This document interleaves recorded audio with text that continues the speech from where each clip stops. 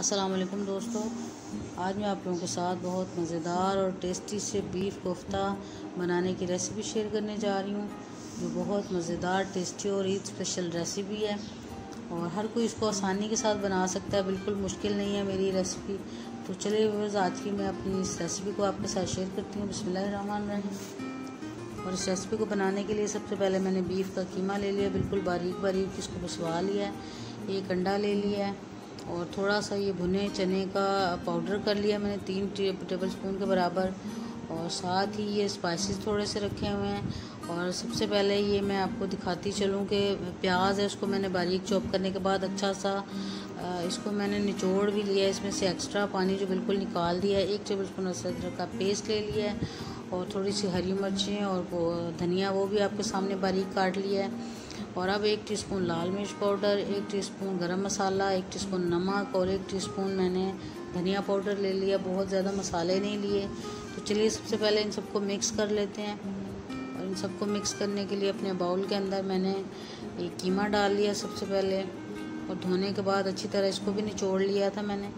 और अब इसके अंदर ये 3 टेबल स्पून भुने चने का आटा डाल लिया है, स्पाइसेस डाल लिए हैं सारे जो भी मैंने आपको दिखाए हैं।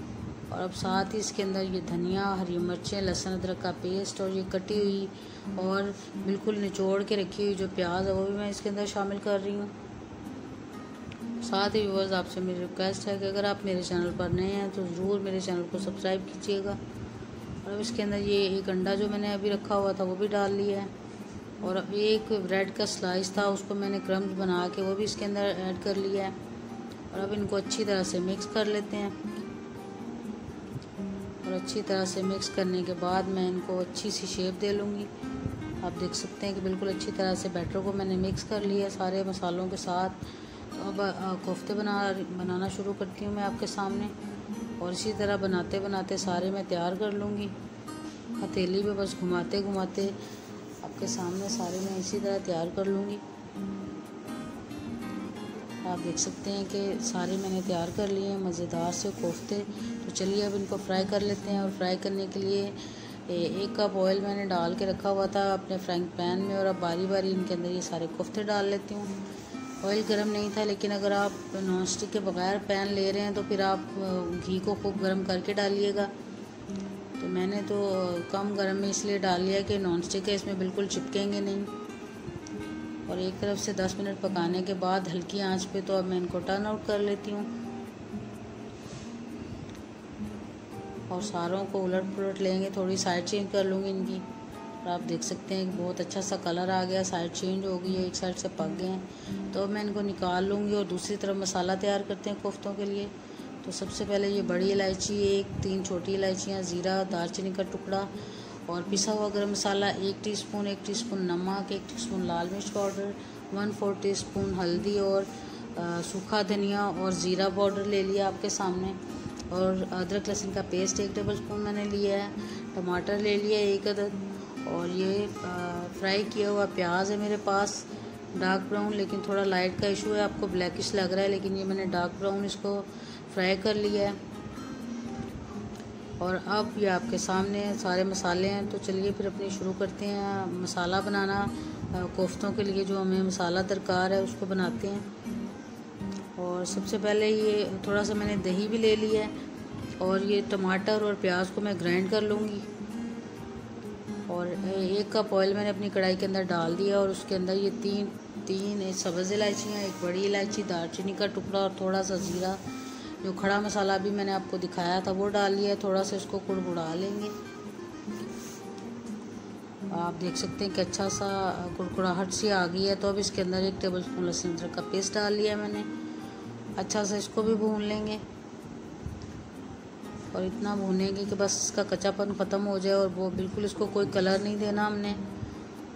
और अब इसके अंदर टमाटर और जो फ्राई किया हुआ मैंने प्याज था उसको ग्राइंड कर लिया अच्छी तरह से, तो उसको शामिल कर लेंगे।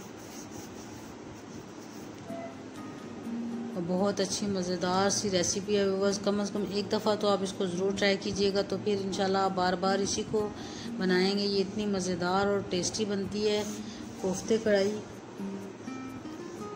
और प्याज और टमाटर ग्राइंड किए हुए मैंने आपके सामने पेस्ट उसका डाल दिया इसके अंदर। और अच्छा सा इनको मिक्स कर लेते हैं। और अब साथ ही जो स्पाइसेस मैंने आपको दिखाए थे वो डाल लेती हूँ सारे। बहुत कम स्पाइसेस मैंने इसमें इस्तेमाल किए हैं। भुनी प्याज की वजह से बहुत अच्छा मज़ेदार सा इसका टेस्ट हो जाता है। और अब करीबन 4-5 टेबलस्पून के बराबर दही मैंने ऐड कर लिया अपने मसाले के अंदर। और अच्छा सा इसको भून लेंगे, थोड़ा सा पानी लगा के मैं इसको भूनूंगी।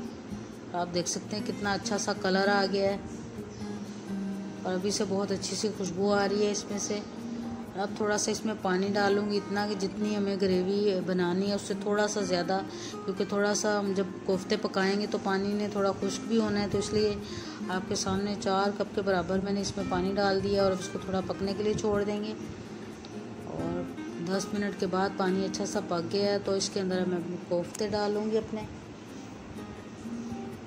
और कोफ्ते डालने के बाद इसको हम मज़ीद थोड़ा सा हिलाने के बाद 20 मिनट के लिए बिल्कुल हल्की आंच के ऊपर रख देंगे।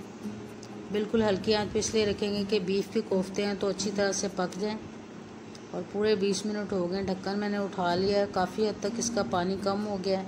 अगर आप और ज़्यादा कम करना चाहते हैं तो थोड़ी देर और पका सकते हैं, लेकिन मैंने इसको इतना रखा है आपके सामने। और अच्छे से कोफ्ते पक गए हैं। अब थोड़ा सा धनिया डाल लेती हूँ इसके अंदर और 2 हरी मिर्चें डाली। इसके अंदर मैंने कोई गरम मसाला अब ऐड नहीं किया, क्योंकि खड़े मसाले और पिसे हुए दोनों मैं पहले इस्तेमाल कर चुकी हूँ आपके सामने।